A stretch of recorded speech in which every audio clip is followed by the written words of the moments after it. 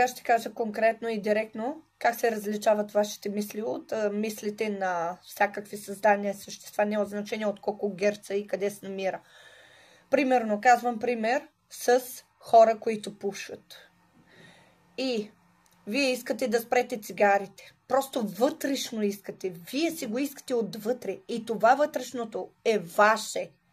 А след 1 минута, 2 минути или 1 час вие палите цигара, това не е ваше. Това, което сте искали, когато в мига, в момента, в който вие палите цигарата, не вие искате да палите, а съществото, което е в тялото ви. Разбирате ли какво искам да кажа? И това нещо контролира мислите. Контролира вас, вместо вие да контролирате себе си. То контролира вас. И който го разбира, нека го разбира. Който не го разбира, нека да си го научи.